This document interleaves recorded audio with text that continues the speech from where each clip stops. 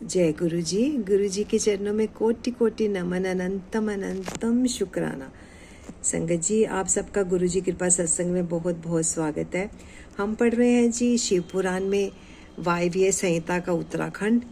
शिव जी की बड़ी पावन महिमा चल रही है और इसको मिस करना बिल्कुल भी मुनासिब नहीं होगा, इसलिए आप पूरा सुनिए। अगर आप शिव पुराण का पाठ रेगुलरली सुन रहे हैं तो एक भी वर्ड मिस मत कीजिए। जब भी टाइम हो इसे बार बार सुनिए, हम सबकी भलाई। आज हम क्या पढ़ेंगे? आज हम पढ़ेंगे जी अध्याय 4 को आरंभ करेंगे, जिसमें हम पढ़ेंगे शिव और शिवा की विभूतियों का वर्णन। श्री कृष्ण ने पूछा, भगवान अमित तेजस्वी भगवान शिव की मूर्तियों ने इस संपूर्ण जगत को जिस प्रकार व्याप्त कर रखा है वह सब मैंने सुना। अब मुझे यह जानने की इच्छा है कि परमेश्वरी शिवा और परमेश्वर शिव का यथार्थ स्वरूप क्या है। उन दोनों ने स्त्री और पुरुष इस जगत को किस प्रकार व्याप्त कर रखा है। उपमन्यु बोले, देवकी नंदन, मैं शिवा और शिव के श्री संपन्न ऐश्वर्य का उन दोनों के यथार्थ स्वरूप का संक्षेप से वर्णन करूंगा। विस्तार पूर्वक इस विषय का वर्णन तो भगवान शिव भी नहीं कर सकते। साक्षात महादेवी पार्वती शक्ति है और महादेव जी शक्तिमान। उन दोनों की विभूति का लेश मात्र ही इस संपूर्ण चराचर जगत के रूप में स्थित है। यहाँ कोई वस्तु जड़ रूप है और कोई वस्तु चेतन रूप। वे दोनों क्रमशः युद्ध, शुद्ध, अशुद्ध तथा पर और अपर कहे गए हैं। जो चिन्ह मंडल जड़ मंडल के साथ संयुक्त हो संसार में भटक रहा है वे ही अशुद्ध और अपर कहा गया है। उससे भिन्न जो जड़ के बंधन से मुक्त है वह पर और शुद्ध कहा गया है। अपर और पर चित स्वरूप है। इन पर स्वभाव शिव और शिवा का स्वामित्व है। शिवा और शिव के ही वश में यह विश्व है। विश्व के वश में शिवा और शिव नहीं है। यह जगत शिव और शिवा के शासन में है, इसलिए वे दोनों इसके ईश्वर या विश्वेश्वर कहे गए हैं। जैसे शिव है वैसे शिवा देवी है तथा जैसे शिवा देवी है वैसे ही शिव है।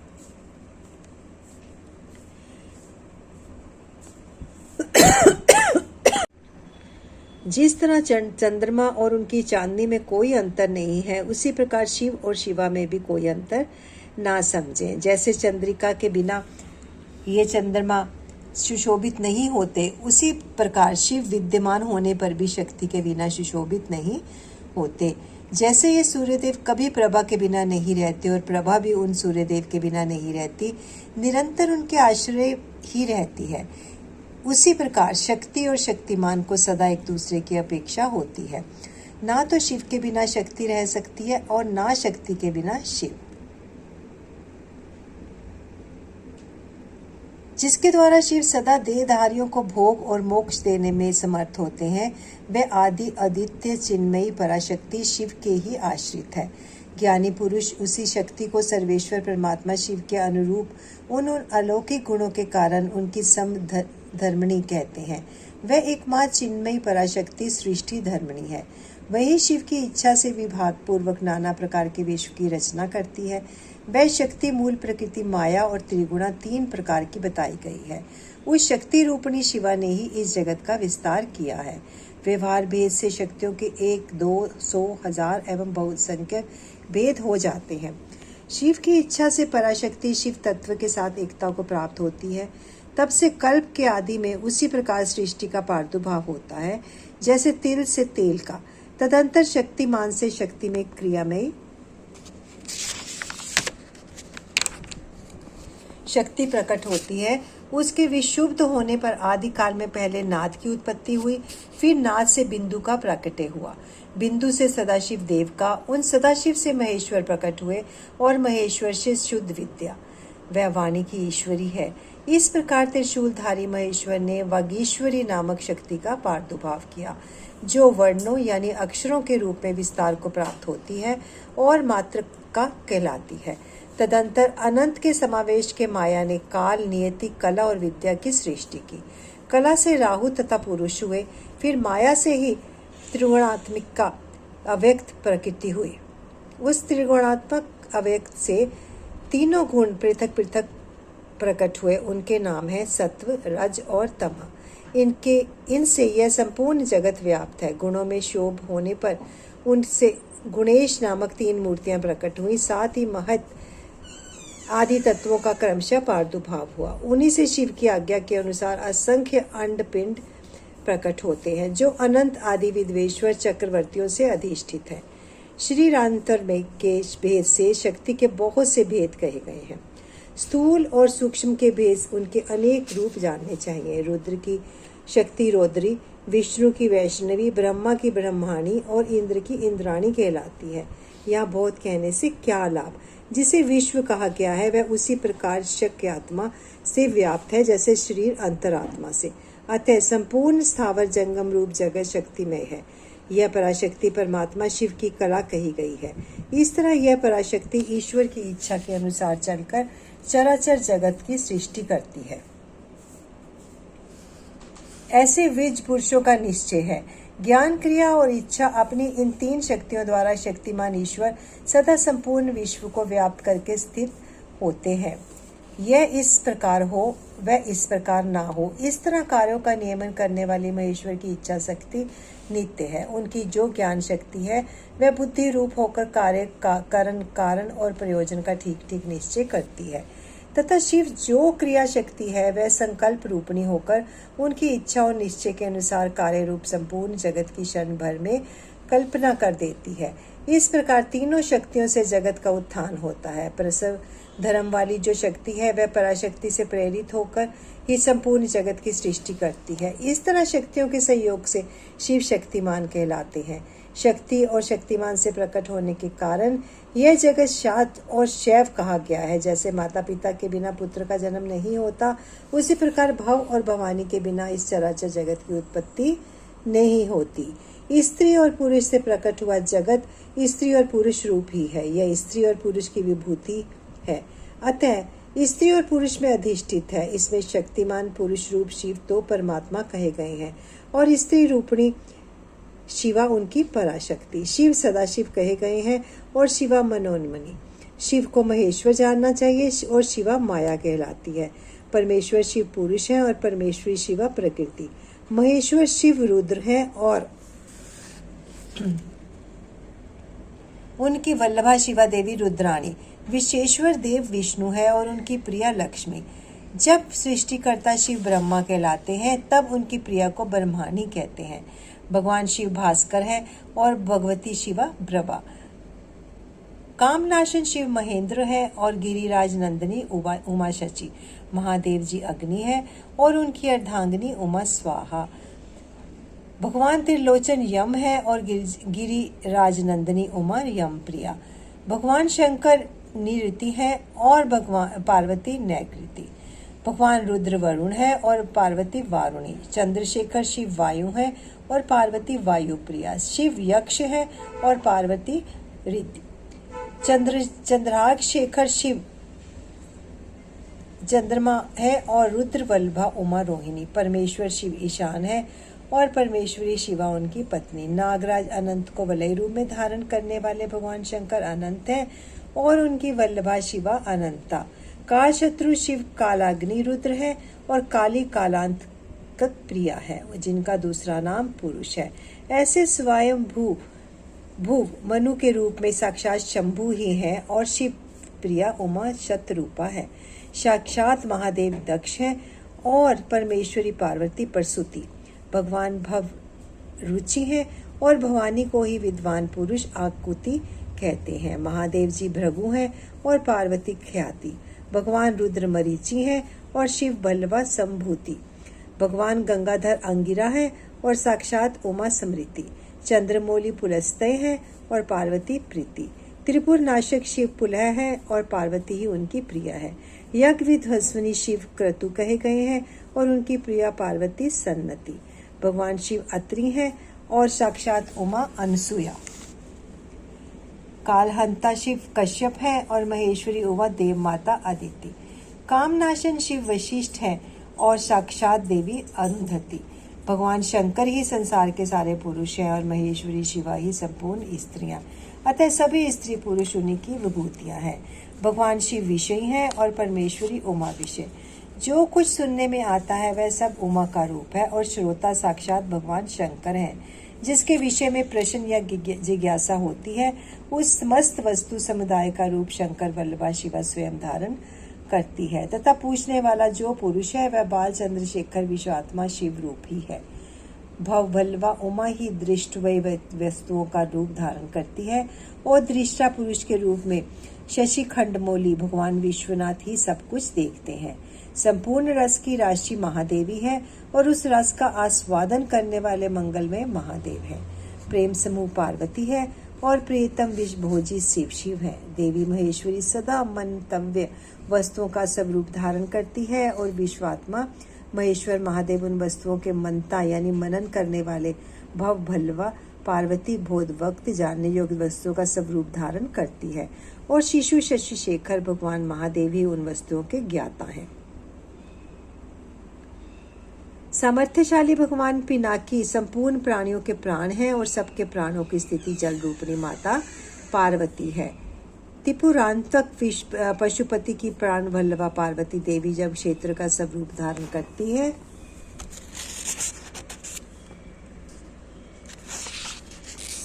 तब काल के ही काल भगवान महाकाल क्षेत्र रूप में स्थित होते हैं। शूलधारी महादेव जी दिन है तो शूल पाणी प्रिया पार्वती रात्रि।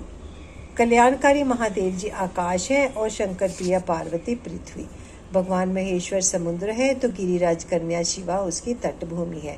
वृषभ ध्वज महादेव वृक्ष है तो विश्वेश्वर प्रिया उमा उस पर फैलने वाली लता है।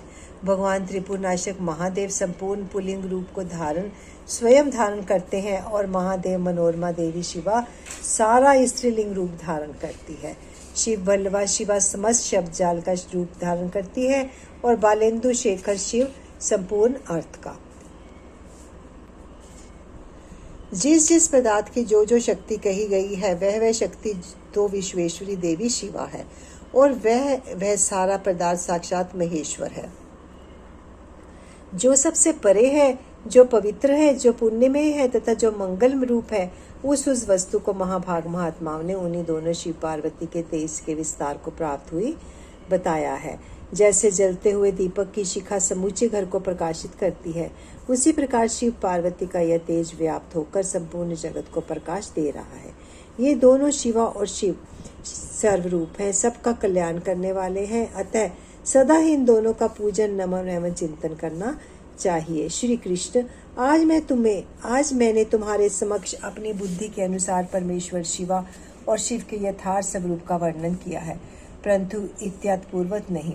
अर्थात इस वर्णन से यह नहीं मान लेना चाहिए कि इन दोनों के यथार्थ रूप का पूर्णतः वर्णन हो गया, क्योंकि इनके स्वरूप की यथा सीमा नहीं है, जो समस्त महापुरुषों के भी मन की सीमा से परे है। परमेश्वर शिव और शिवा के उस यथार्थ स्वरूप का वर्णन कैसे किया जा सकता है जिन्होंने अपने चित्त को महेश्वर के चरणों में अर्पित कर दिया है तथा जो उनके अनन्य भक्त हैं उनके ही मन में वे आते हैं और उन्हीं की बुद्धि में आरूढ़ होते हैं, दूसरों की बुद्धि में वे आरूढ़ नहीं होते। यहाँ मैंने जिस विभूति का वर्णन किया है वह प्राकृतिक है, इसलिए अपरा मानी गई है। वह इससे भिन्न और अप्राकृतिक एवं परा विभूति है। वह गुह है, उसके गुह रहस्य को जानने वाले पुरुष ही उन्हें जानते हैं। परमेश्वर की यह अप्राकृतिक परा विभूति वह है जहाँ से मन और इंद्रियों सहित वाणी लौट आती है। परमेश्वर की वही विभूति यहाँ परम धाम है, वही यहाँ परम गति है और वही यहाँ पराकाष्ठा है। जो अपने श्वास और इंद्रियों पर विजय पा चुके हैं वे योगी जन ही उसे पाने का प्रयत्न करते हैं। शिवा और शिव की यह विभूति संसार रूपी विषधर सर्प के डसने से मृत्यु के अधीन हुए मानवों के लिए संजीवनी औषधि है। इसे जानने वाला पुरुष किसी से भी भयभीत नहीं होता। जो इस परा और अपरा विभूति को ठीक ठाक जान लेता है वह अपरा विभूति को लांघ कर परा विभूति का अनुभव करने लगता है। श्री कृष्ण, यह तुमसे परमात्मा शिव और पार्वती के यथार्थ स्वरूप का गोपनीय होने पर भी वर्णन किया गया है, क्योंकि तुम भगवान शिव की भक्ति के योग्य हो। जो शिष्य ना हो, शिव के उपासक ना हो और भक्त भी ना हो, ऐसे लोगों को कभी शिव पार्वती की इस विभूति का उपदेश नहीं देना चाहिए। वह वेद की आज्ञा है। अतः अत्यंत कल्याणमय श्री कृष्ण, तुम दूसरों को इसका उपदेश ना देना। जो तुम्हारे जैसे योग्य पुरुष हो उन्हीं से कहना, अन्यथा मौन ही रहना। जो भीतर से पवित्र, शिव का भक्त और विश्वासी हो, वह यदि इसका कीर्तन करे तो मनोवांछित फल का भागी होता है। यदि पहले के प्रबल प्रतिबंधक कर्मों द्वारा प्रथम बार फल की प्राप्ति में बाधा पड़ जाए तो भी बारंबार साधन का अभ्यास करना चाहिए। ऐसा करने से पुरुष के लिए यहाँ कुछ भी दुर्लभ नहीं है। अध्याय 4 की समाप्ति। संगत जी, अब हम शुरू करेंगे संगत जी वायव्य संहिता उत्तराखंड का अध्याय 5वां। परमेश्वर शिव के यथार्थ स्वरूप का विवेचन तथा उनकी शरण में जाने के जीव के कल्याण का कथन। उपमन्यु कहते हैं, यदुनंदन, यह चराचर जगत देवादिदेव महादेव जी का स्वरूप है, परंतु पशु यानी जीव भारी पाश में बंधे होने के कारण जगत को इस रूप में नहीं जानते। महर्षिगण उन परमेश्वर शिव के निर्विकल्प परम भाव को ना जानने के कारण उन एक का ही अनेक रूपों में वर्णन करते हैं, क्योंकि उस परम तत्व को अपर पर ब्रह्म रूप कहते हैं। कोई पर ब्रह्म रूप बताते हैं और कोई आदि अंत से रहित उत्कृष्ट महादेव स्वरूप कहते हैं। पंच महाभूत, इंद्रिय, अंतःकरण तथा प्राकृत विषय रूप जड़ तत्व को अपर ब्रह्म कहा गया है। इससे भिन्न समिष्टि चैतन्य का नाम पर ब्रह्म है। बृहत और व्यापक होने के कारण उसे ब्रह्म कहते हैं। प्रभो, वेदों एवं ब्रह्मा जी के अधिपति पर ब्रह्म परमात्मा शिव के वे पर और अपर दो रूप हैं। कुछ लोग महेश्वर शिव को विद्या स्वरूपी कहते हैं और इनमें विद्या चेतना है और अविद्या अचेतना। यह विद्या रूप विश्व जगत गुरु भगवान शिव का रूप ही है, इसमें संदेह नहीं है, क्योंकि विश्व उनके वश में है। भ्रांति, विद्या तथा पराविद्या या परम तत्व, ये शिव के 3 उत्कृष्ट रूप माने गए हैं। पदार्थों के विषय में जो अनेक प्रकार के असत्य धारणाएं हैं उन्हें भ्रांति कहते हैं। यथार्थ धारणा या ज्ञान का नाम विद्या है तथा जो विकल्प रहित परम ज्ञान है उसे परम तत्व कहते हैं। परम तत्व ही सत्य है, इससे अब विपरीत असत कहा गया है। सत्य और असत दोनों का पति होने के कारण शिव सतपति कहलाते हैं। अन्य महर्षियों ने क्षर, अक्षर और उन दोनों से परे परम तत्व का प्रतिपादन किया है। संपूर्ण भूत क्षर है और जीवात्मा अक्षर कहलाता है। वे दोनों परमेश्वर के रूप है, क्योंकि उन्हीं के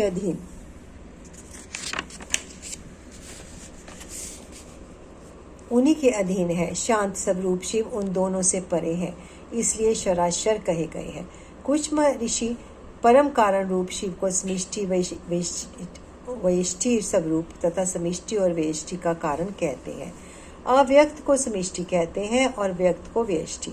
ये दोनों परमेश्वर शिव के रूप हैं, क्योंकि उन्हीं की इच्छा से प्रवृत्त होते हैं। उन दोनों के कारण रूप से दो स्थित भगवान शिव परम कारण है। अतः कारणार्थ वेता या ज्ञानी पुरुष उन्हें समिष्टि व्यष्टि का कारण बताते हैं।